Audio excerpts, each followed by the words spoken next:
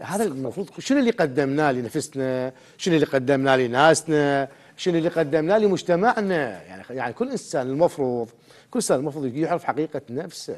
يعني انا اشوف مرات بالفيس افضل شخصيه اعلاميه ل 23 مو اعلامي، افضل شخصيه هندسيه مهندس ل 23 مو مهندس، افضل شخصيه تربويه مو تربوي. هذا مو ضحك على الذقون. يعني انا ما اتقبل اكون بهيك موقف.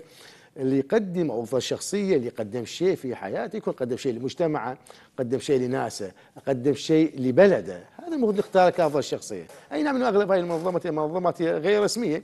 انا اعتبر هذا حقيقه ضحك على الذقون، ورفضت هذا الترشيح وما اريده بالمناسبه. وشكرا على الترشيح، لكن اصلا ما اريده. ليش؟ اكون هناك من هو افضل مني.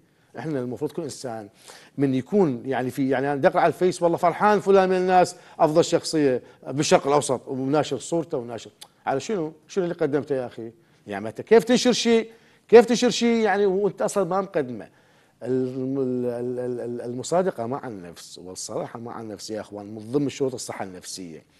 انا خلي يكون افضليه في داخلي اوكي، اما هناك ناس من هم افضل مني. هاي المواضيع كافضل شخصيه اعلاميه وافضل شخصيه هندسيه وافضل شخصيه طبيه، هذه كلها امور اتمنى كل شخص يرشح نفسه هيك مواقف يكون قد الترشيح في سبيل يرضي نفسه. اما يخدع نفسه ويخدع المقابل، يعني مو جميل الانسان يعيش في خداع كامل. يعني اشوف عن هاي المساله على الفيس المنتشره، افضل شخصيه اعلاميه وافضل شخصيه تربويه وافضل شخصيه لا ليه كذا كذا كذا.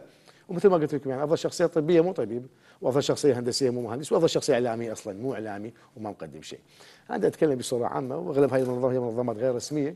ومع ذلك يا بنقول تحياتنا لكم، ولكن اتمنى كل انسان يعرف قدر نفسه. رحم الله امرأ عرف قدر نفسه. وحياكم الله.